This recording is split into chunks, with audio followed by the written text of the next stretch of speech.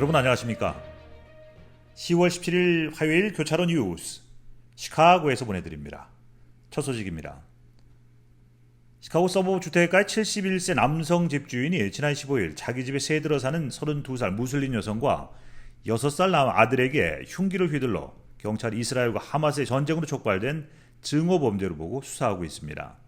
경찰은 이 사건이 윌 카운티 프레인필드 타운십의 외딴 주택가에서 일어났으며 이 모자가 무슬림이라는 사실로 범죄 대상이 됐다는 점에서 이스라엘 하마스 전쟁 때문에 일어난 증오 범죄로 판단된다고 밝혔습니다.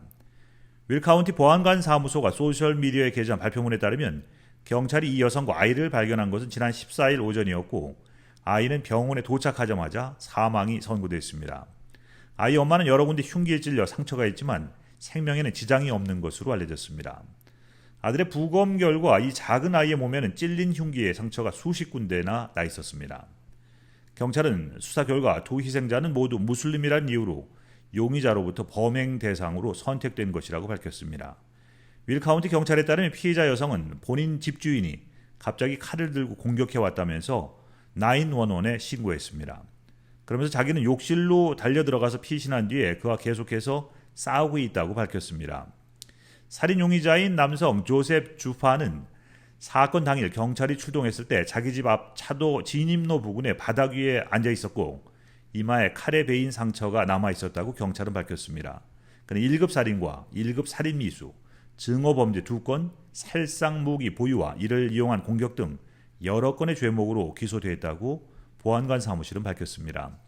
용의자는 현재 구금 상태에서 첫 공판을 기다리고 있습니다. 시카고 한인문화회관은 15일 오후 연례 후원 행사 13번째 애뉴얼 베네핏 갈라를 윌링 소재 채비 체이스 컨트리클럽의 성황리에 개최했습니다.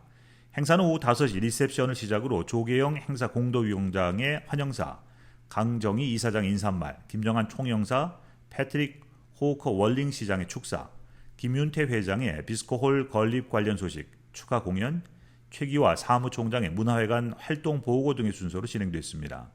문화회관은 내년 봄 400석 규모의 비스코홀 완공을 앞두고 있습니다.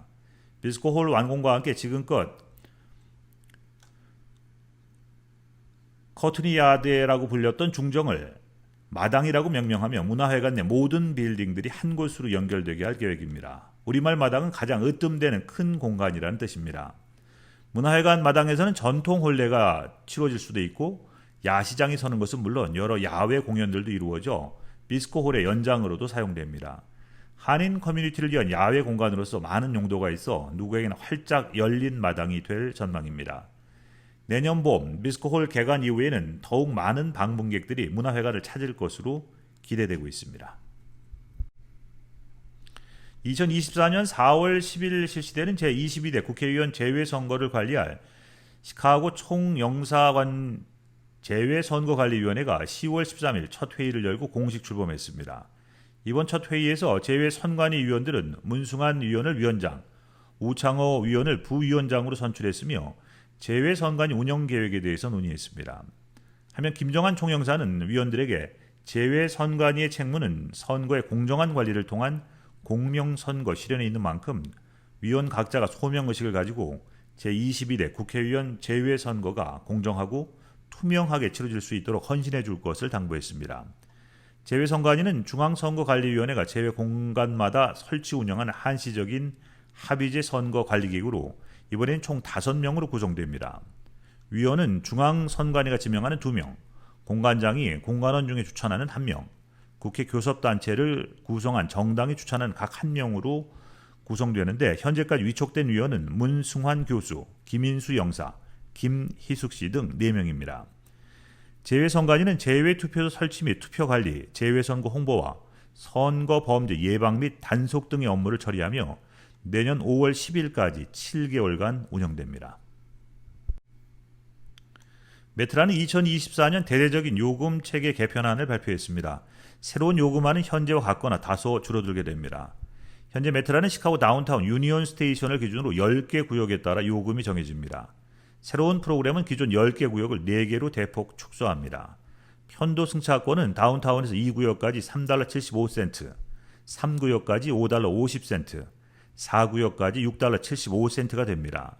월 이용권은 표준 편도 승차권 가격의 20배로 2구역은 $75, 3구역은 $110, 4구역은 $135입니다. 월 이용권 구매자는 CTA와 페이스버스를 무제한으로 이용할 수 있는 $30 패스를 구입할 수 있습니다. 주말과 공휴일에 이용할 수 있는 $7 올데이 패스와 $10 위크엔드 패스는 2024년도에도 유지됩니다. 새로운 요금 변경에 대한 공청회는 11월 1일과 2일에 열릴 예정입니다. 4개 구역에 대한 노선별 기준은 화면과 같습니다. 사우스쇼어 라인은 오는 10월 25일부터 게리와 미시간 시티 간 열차 운행을 재개한다고 발표했습니다. 이는 사우스쇼어 라인이 시카고 시내를 오가는 이동 시간을 단축하기 위해 게리와 미시간 시티 사이에 두 번째 선로를 건설하는 더블 트랙 프로젝트의 첫 번째 단계가 완료됐음을 의미합니다. 철도통은 1년여 전 중단된 미시간 시티와 듄 파크 간 열차 운행이 10월 25일부터 재개될 것이라고 발표했습니다. 더블 트랙 프로젝트는 3억 7,800만 달러가 투입되는 대규모 프로젝트로 2024년에 완공될 예정입니다. 이 프로젝트가 완료되면 평일 14편의 열차가 추가되고 4개의 새로운 교량과 4개의 새로운 플랫폼이 건설될 예정입니다. 이로 인해서 시카고 시내를 오가는 이동 시간이 상당히 단축될 것으로 예상되며 일부 여행의 경우 20에서 30분 정도 단축될 수 있습니다. 사우스쇼어 라인 측은 더블 트랙 프로젝트가 시카고와 인근 지역 주민들에게 더 나은 대중교통 서비스를 제공하고 지역 경제를 활성화할 것이라고 밝혔습니다. 가을 사슴 번식기가 찾아오면서 도로 위 운전 중에 사슴을 마주치는 일이 빈번하게 발생하고 있습니다. 일리노이 교통국 운전자들에게 도로에서 사슴을 마주치면 차량 방향을 틀지 말 것을 권고했습니다. 운전 중 사슴을 마주칠 경우 운전자들은 자신도 모르게 운전대를 틀며 차량이 다른 차선으로 진입하거나 통제력을 잃고 도로를 벗어나며 2차 사고로 번질 수 있다고 경고했습니다. 전문가들은 다른 운전자 또는 보행자 등 인명사고를 방지하기 위해 사슴을 정면으로 부딪히는 것이 가장 안전하다고 말했습니다. 2022년 일리노이의 사슴과 관련된 충돌 사고는 14,524건이 집계됐습니다. 이 중 13,892건이 재산 또는 차량 손상 피해를 입었으며 부상사고 629건, 사망사고 4건이 발생했습니다. 사슴과의 충돌이 가장 많이 발생한 시기는 대부분 10월에서 12월까지며 이 중 11월이 위험도가 가장 높았습니다. 대부분의 사고는 해질녘이나 한밤중에 발생했습니다. 교통국은 사슴과 관련된 사고를 예방하기 위해서 사슴 주의 표지판이 있는 도로에서 더욱 주의 운전하며 갑자기 사슴이 나타난 예상치 못한 상황에 대비해서 속도를 줄이고 충돌이 불가피할 시에 방향을 틀지 말고 직진 방향으로 충돌할 것을 당부했습니다.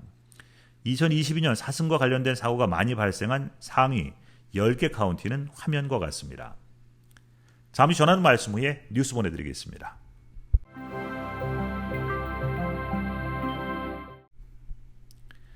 크리스마스를 장식하고 미 대륙을 횡단하는 열차가 시카고에 돌아옵니다. 매해 연말 지하철과 버스를 이용하는 승객들에게 크리스마스 즐거움을 주기 위해 트리와 장식을 한 캐나디안 퍼시픽 홀리데이 트레인은 시카고 지역에 11월 26일과 12월 3일에 각각 한 곳을 정차합니다. 퍼시픽 홀리데이 트레인이 정차하는 곳에 대한 정보는 화면과 같습니다.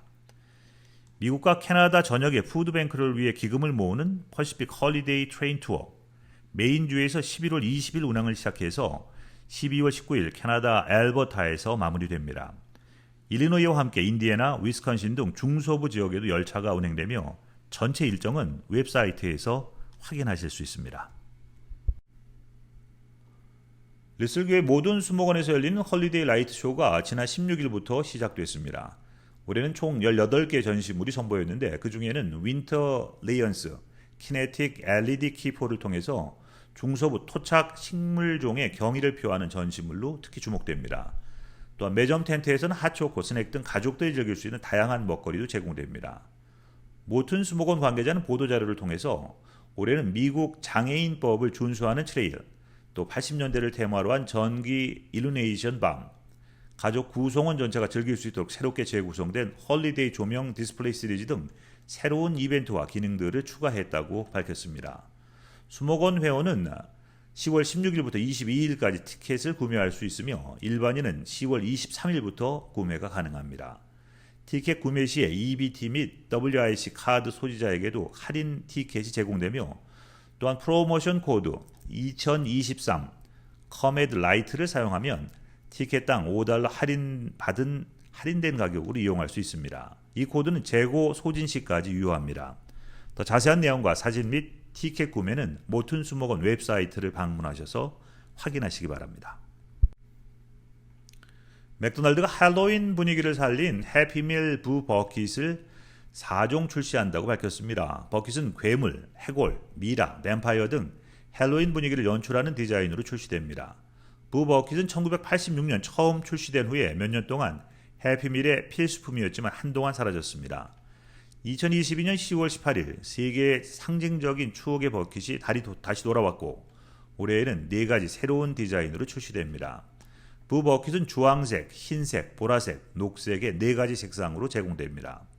보라색 뱀파이어 부 버킷은 보라색 부 버킷 이후 처음으로 출시되는 것이라고 맥도날드 측은 밝혔습니다. 부 버킷은 오는 17일부터 전국 맥도날드 레스토랑에서 판매될 예정입니다. 한편 버거킹도 경쟁이 뛰어들어서 자체 할로윈 버킷을 공개했습니다. 버거킹의 할로윈 버킷은 귀신, 유령, 마녀, 좀비 등 할로윈 캐릭터로 디자인됐습니다. LG 에너지 솔루션이 오하이오주에서 안전보건 규정 위반으로 벌금 $27만 부과받았습니다. 작업안전위생관리국은 지난주 오하이오주에 있는 LG 에너지 솔루션과 제너럴 모터스 합작 배터리 공장에 대해서 안전 및 보건 위반으로 벌금 $27만 부과했습니다. 작업안전위생관리국은 지난 3월 얼티엄 셀즈 공장에서 발생한 폭발 및 화재 원인을 조사해 왔습니다. 조사 결과 총 19건의 안전 및 보건 관련 위반이 적발됐습니다. 이 중 17건은 심각한 위반으로 밝혀졌습니다.